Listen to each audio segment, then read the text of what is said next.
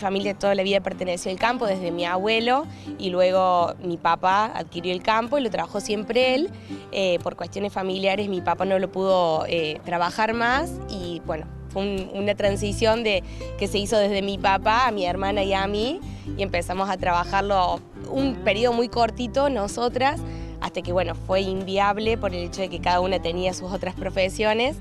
Y bueno, decidimos rentarlo, pero tenemos la experiencia de haber trabajado el campo junto con mi papá, haber manejado tractores, cosechadoras y acompañar en este emprendimiento que era familiar porque era un campo pequeño. Lo pudimos trabajar junto con él, no teníamos empleados, era simplemente mi papá, un ayudante y nosotras. Recuerdo que mi hermana empezó a trabajar con mi papá en la cosechadora y yo era la tolvera. Así que bueno, era como que nos distribuimos las actividades en los poquitos que somos de la familia. Y bueno, después fue un poquito complicado ser mujeres y estar en ese mundo, y el ser pequeño productor se complica ya tanto lo económico y el rédito que uno puede sacar de eso, así que decidimos alquilarlo, pero bueno, nos queda todo el amor y el conocimiento que nos brindó mi papá de haber trabajado junto con él en lo que él tanto amó. Mi papá se llamaba Hugo.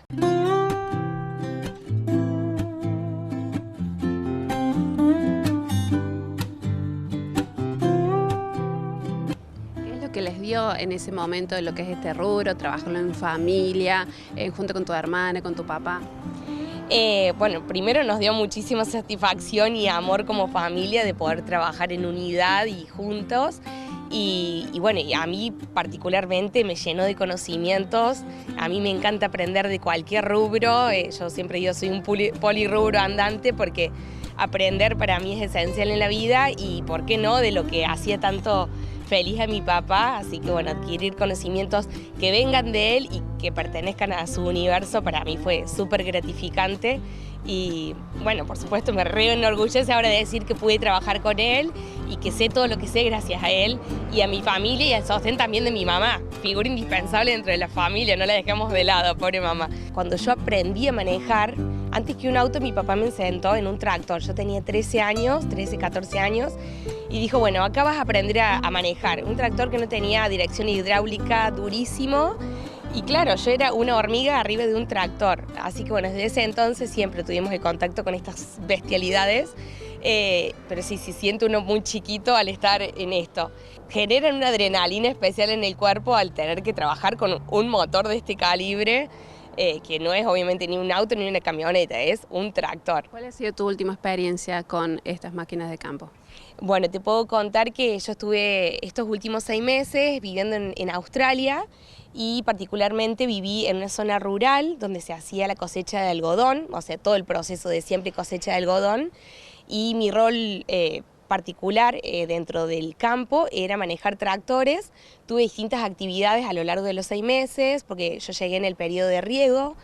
Y tuve la suerte, desde el segundo día que yo empecé a trabajar en el campo, mi jefe me puso en un tractor, así que bueno, desde ese día, 6 meses en adelante, trabajé en tractores de distintos modelos, de distintos tamaños, con distintas ruedas, con distintos motores e incluso distintas máquinas. Eran todas máquinas que se anclaban en la parte trasera del tractor y que hacían distintos procesos en la tierra, en las plantas.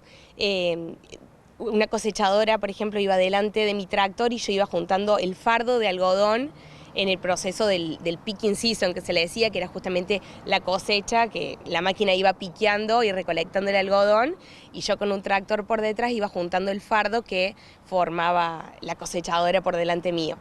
¿Esos trabajos de mecánica también los llevaste adelante en Australia? Sí, tal cual. Bueno, ya venía, como te decía previamente, con la herencia de mi papá, que era muy mecánico porque eran tractores más viejos y se rompían cada rato, y uno va viendo y sabe lo que es un martillo, una llave, bueno, todas las herramientas, pero ya en Australia me encontré sola, a lo mejor trabajando en un turno de noche donde no tenía nadie alrededor, no tenía ayudante. Y bueno, había que arreglar las cosas porque si no me tenía que ir a dormir a mi casa porque no tenía quien me lo arreglara. Así que me interioricé y me encantó, bueno, aprender tanto del tractor como de las herramientas y de la maquinaria para arreglar, para conseguir las partes, para hacer que encaje el tornillo con esa parte, bueno, todo un trabajo artesanal, pero de gran esfuerzo físico, porque eran partes muy pesadas. Comentabas en un principio que trabajando en Cabrera, en lo que es el campo, por ahí era un rubro difícil para ustedes que eran mujeres. ¿En Australia pasaba lo mismo? ¿Faltaba también esa interiorización de la perspectiva de género en el rubro? No, para mí esa fue una gran sorpresa que me llevé desde Australia, porque tanto mujeres como hombres trabajan a la par, en el mismo puesto, en la misma posición, con el mismo salario e incluso con las mismas responsabilidades y trabajo, ya sea un trabajo de esfuerzo físico, los dos trabajan a la par. Y te puedo decir el ejemplo de cualquier tipo de trabajo, saliendo un poco también del rubro del campo, que la mujer y el hombre trabajan en la misma posición. Y bueno, en el campo a mí me sorprendió porque cuando llegué yo esperaba que pongan a manejar un tractor a un hombre, que es lo más común acá en Argentina.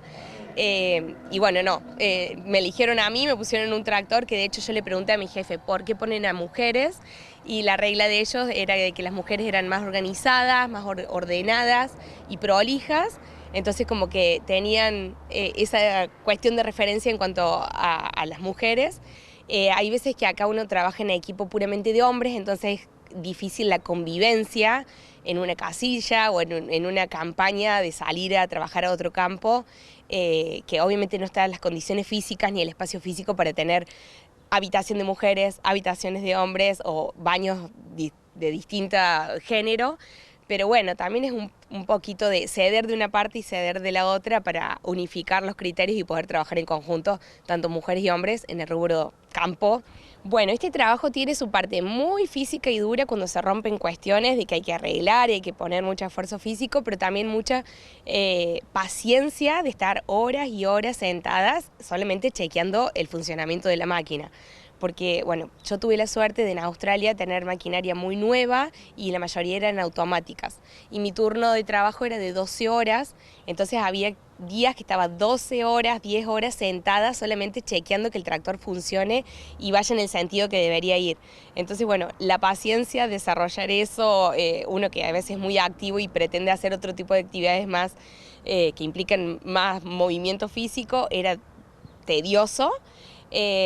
Yo obviamente uno se inspira de que algún obviamente rédito económico hay y también conocimiento de aprender cosas nuevas de lo que uno diariamente hace. Y bueno, yo en ese momento tuve muy presente a mi papá, como que me estaba orientando y me seguía enseñando, así que para mí fue ese el combo ideal de focalizarme en aprender cosas nuevas y anclado a mi cuestión familiar que traía ya de más chica y que, bueno, que estaba bueno seguir incrementándola.